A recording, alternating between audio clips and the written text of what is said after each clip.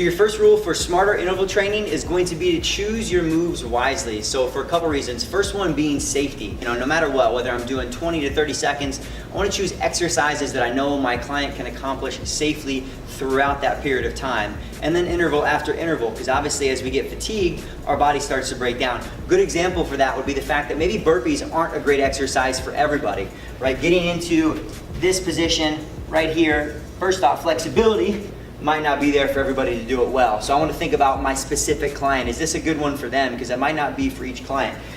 And then as I get tired and fatigued, do I start to break down? Same thing, even if I think about mountain climbers for some people. So just keep in mind, not one exercise is right or wrong or good or bad, but is it good for that client? And is it still going to keep them in a safe position as they get fatigued and tired and start to break down?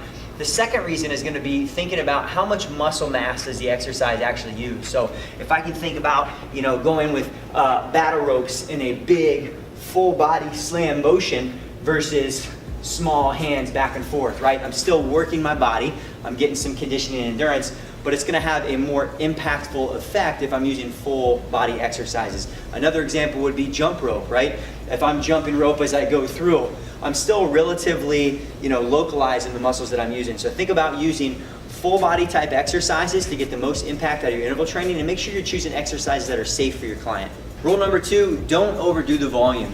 You're way better off doing a little bit less early on as we're trying to develop these energy pathways and really get someone into this idea of interval training. The magic really is in the intensity. So we want to make sure that someone's able to maintain that high intensity during the intervals, as they continue to go on. If you see that performance dropping drastically after interval 4, 5, 6, 7, either A, maybe the intensity of the interval is too much, or maybe we're starting to string together too much volume in that session, right? So it's always easier to progress and add on as we go and maintain that high quality, high intensity interval training in what we're doing.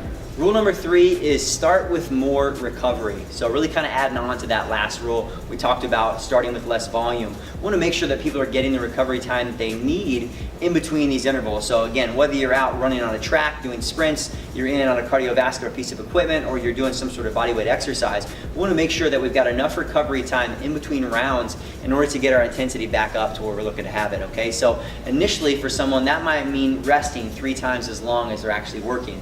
So that might be a little different than what you're used to. It's definitely different from, let's say, like Tabata, which is a really popular way of interval training right now. But if you guys take a look at Tabata is 20 seconds of work, 10 seconds of rest. That's twice as much work as recovery time. So if we're looking at overall progression for someone as they get into interval training, that's actually pretty advanced. So what you'll find oftentimes someone doing Tabata is that by that 4th, 5th, or 6th round, that intensity really starts to drop. So for me, that's an indication as a coach or a trainer that they need a little bit more recovery time and maybe they're not ready for that interval. So just encourage you guys to start with more recovery time as you guys break into the interval training, as that's going to give you more time to progress down the road.